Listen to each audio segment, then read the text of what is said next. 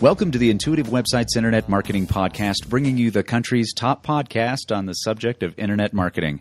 I'm your host, Glenn Thayer, and today we're going to discuss social networking for business on the internet. I'm here today with the CEO of Intuitive Websites, Thomas Young, and web marketing specialist, Dennis McCarthy. Gentlemen, thanks for being here with us today. Let's talk about marketing and sales using social networking, or what some people call Web 2.0. Where should we even start with this? This is huge, obviously, what's going on with business and the world in general. It is huge, and there's a different level of understanding of this. So let me just kind of back up and explain to everybody what we're going to be talking about. We're talking about the idea of the web changing from a communication source, where basically communication would come from one direction. You go to the web and get information and get communication, and it's to change to interacting back with that communication. So from a big standpoint, that's pretty straightforward. But when you think about all the little levels of intricacy you can go with that, it kind of makes the web a whole different animal, and that's where you get the Web 2.0. And when you think about how can you market your business or grow your business or add value to people, well, you've got to be in touch with what's happening with either, we could call it social networking or Web 2.0, whatever we want to call it. But the bottom line, it's websites like Facebook and MySpace and YouTube and other sites like Second Life and Twitter and LinkedIn. These are all sites that build on the idea of we're not throwing information at you. We're going to put information out there, and then we're going to let communities of people not only interact with that information, but build on it and grow and do their own thing and so forth. So that's the whole concept of Web 2.0. Well, multimedia is a big part of it too, right? As video and audio become more prevalent, you really have to have not only text content, but you need to have all kinds of content out there on the web. Well, absolutely. YouTube has changed the whole idea of how video is used. Anything from television programming to movies to business videos. I mean, it's changed completely. But in a nutshell, the majority of this kind of information is content. It's still the written word that's being taken back and forth. Well, I'm sure many of our listeners are asking the big question. It's like, okay, so we have MySpace, we have YouTube, we have Facebook, Second Life, Twitter, LinkedIn, this, that. I mean, we've got tons of places to go. Where do we start? Well, and we say this every time we do all our podcasts, but it is really the most important thing is you develop a strategy first. What is the strategy? And when you think about that, there are a few questions that you want to ask. The podcasts we do here are focused toward business owners and business managers who are trying to learn how to market online and do a better job of marketing online. And so the questions to ask are our customers using these websites, the YouTubes and the Facebooks? How do they use these websites, and what kind of value are they pulling from the sites? And then how can we jump in there and be part of the interaction on the site and adding value? And the key thing here, and the reason we've been doing this podcast, is because of the growth of Web 2.0. Sites like Facebook and YouTube and MySpace, they've always been fairly popular sites, but in the last year, they are some of the most popular sites in the world. Now, they're all top 5 web properties. In fact, the top 5 web properties on Alexa, if you go to Alexa.com, you'll see really quick it's Google's number 1, followed by Yahoo, and then MySpace, YouTube, and Facebook make up the next 3. It's an amazing trend, and it really shows that people don't want just to get content from the web. They want to interact, and they want to also give their information to get more value back. Well, you mentioned something as far as like social communities, and that's really what social networking is it generates these social communities or these pockets of people that connect with each other online.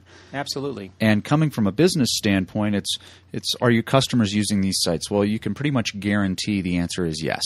Is somehow, some way, your customers will be interacting on one of these sites. And the biggest thing is, how are they using them? And what I've come across in all of my use in MySpace and on Facebook and in Twitter has been it's a word-of-mouth community. Yeah. And if you have enough people following you on Twitter, you almost have an organization you can go to get questions answered. It's interesting that you say that, because I was thinking about really the 3 major strategies to consider if you're a business owner and you want to jump on and do this. And there are 3 strategies. One is that you're going to go in and build word of mouth. Another strategy might be that you're going to go in and build on an existing community or develop a new community. And then a third strategy is you can actually do advertising on these websites. And we want to talk about that because if you don't do it right, if you do it wrong, you could actually hurt yourself. But if you do it right, then it is a way to drive additional click-throughs. And it's very useful, especially if you've maxed out other sources. If you've maxed out your SEO work, your pay-per-click work in Google AdWords, and you look at that and you say, look, I don't think we can do any more to drive traffic from these other from Google. Well, then you can go now to other top 5 web properties and drive additional traffic. But there's always something to remember, though, especially on a social networking site like Facebook or MySpace, is if you come out, I'll use an example of a real estate agent, because I actually saw somebody who tried to add me on MySpace and Facebook who was a real estate agent.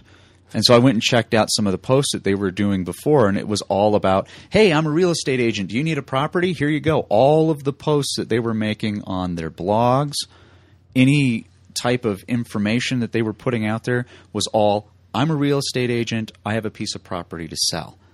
Yeah. And that was it. There was no value. And I'm thinking to myself, why do I want this person in my social network? It is such an interesting thing that people still don't get the fact that the internet is just an extension of what works offline.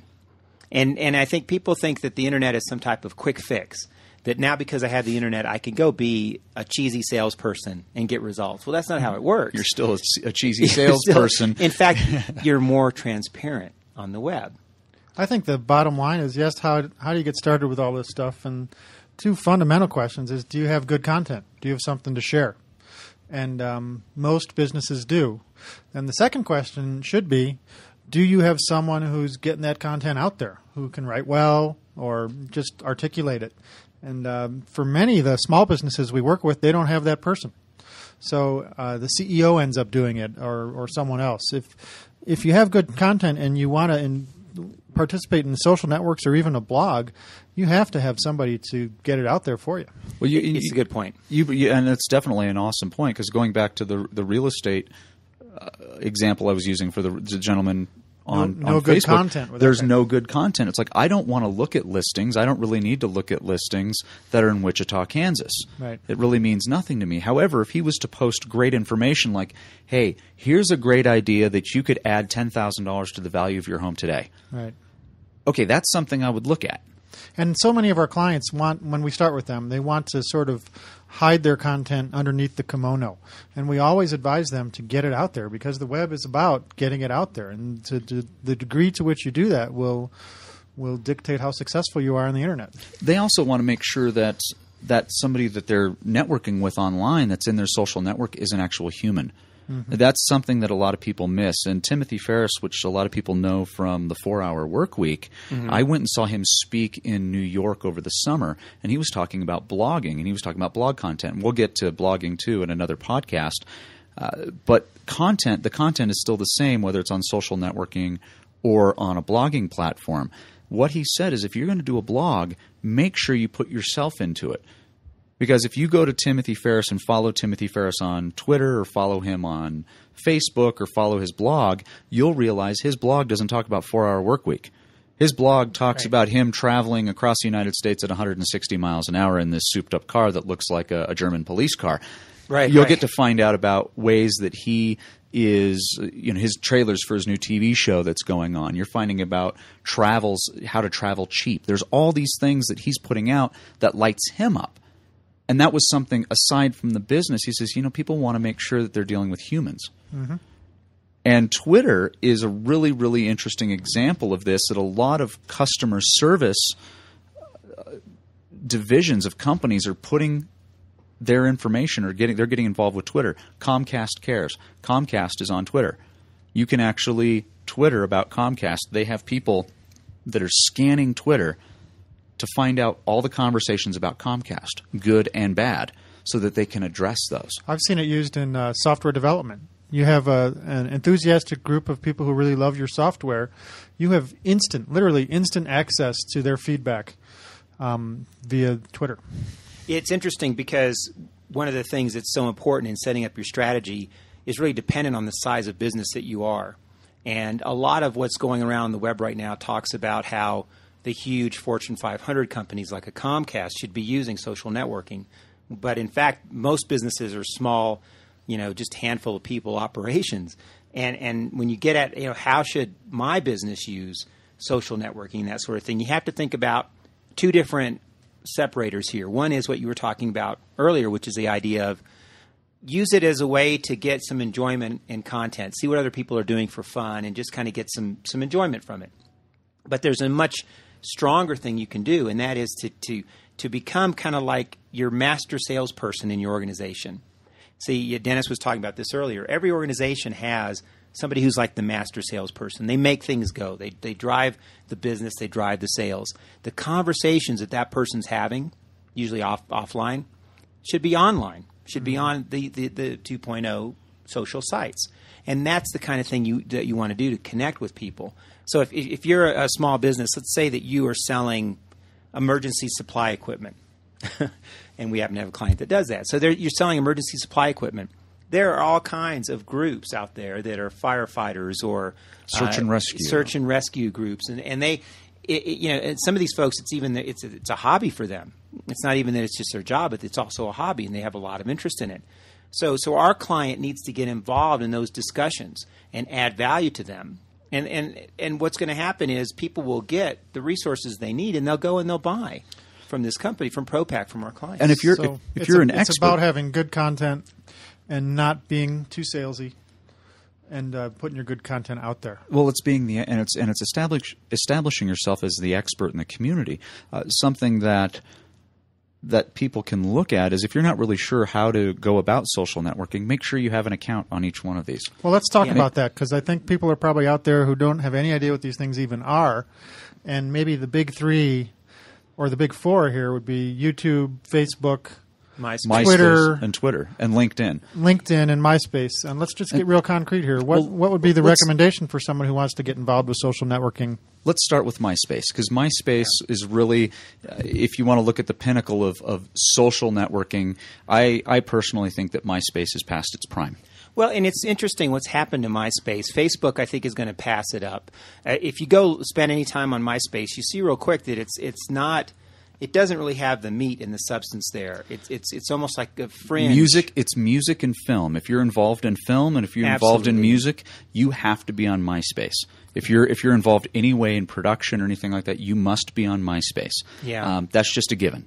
And what it's leaving out though is most of us aren't in that area. But correct. It seems to me that MySpace.com should be called buildyourownwebsiteforfree.com.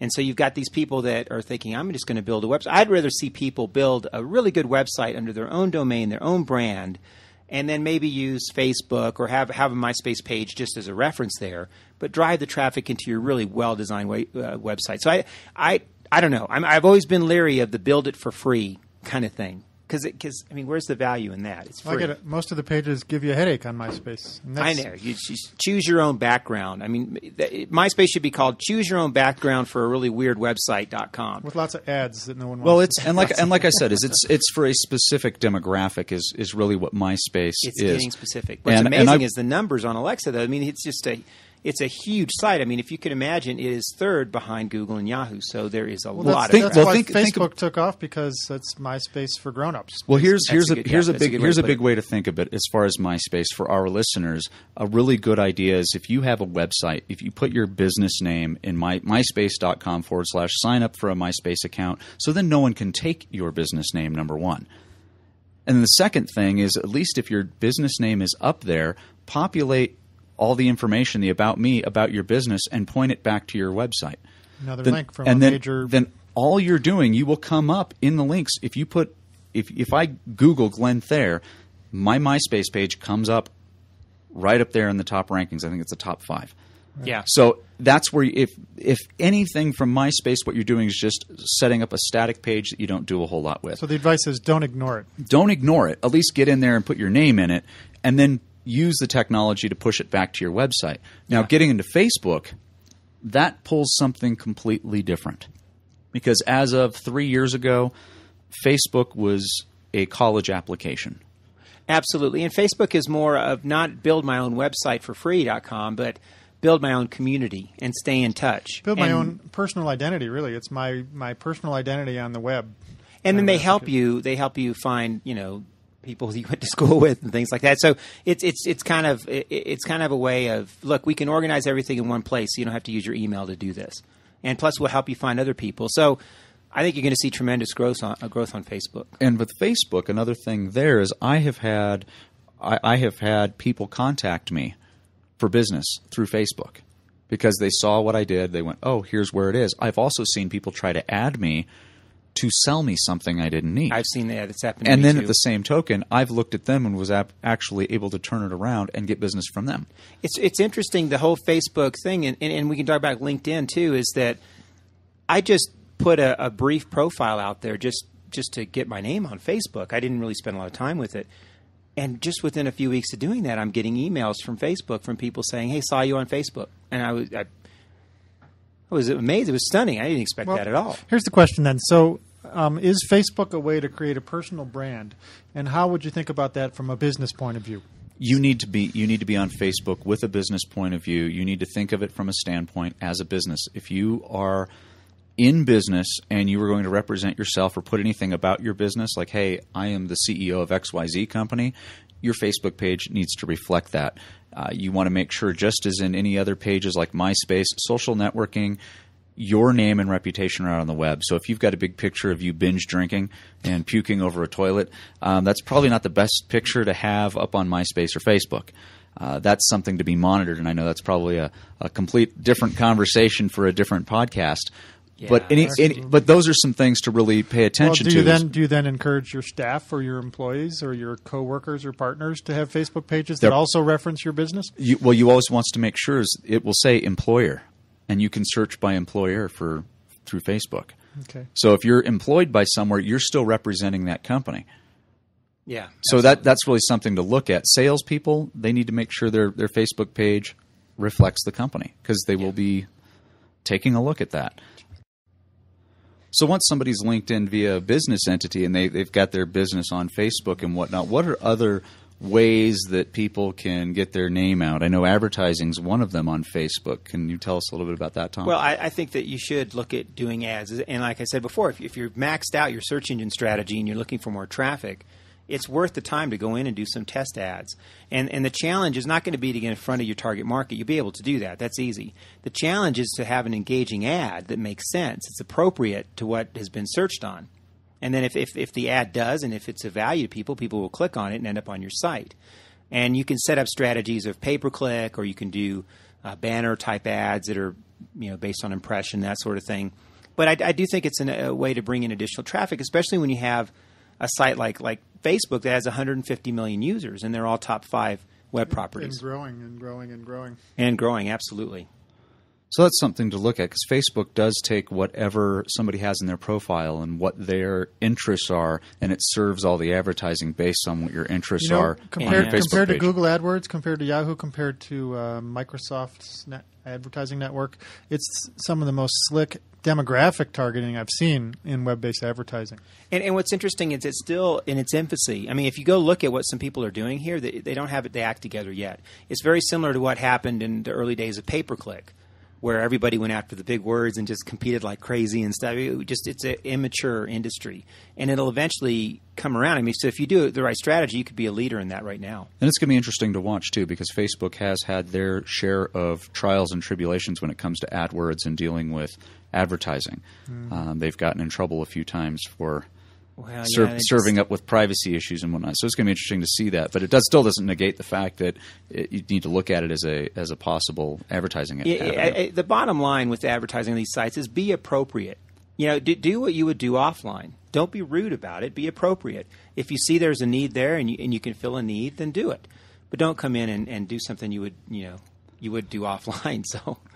Well, with this podcast, folks, I'm sure as you're listening, you're coming at this is a two-parter that we figured we need to make it 2 parts now. So we're going to close this part, and we're going to come back and talk about some of the other sites. So this has been the Intuitive Websites Internet Marketing Podcast. For more information and to see all the available podcasts and much more, visit intuitivewebsites.com.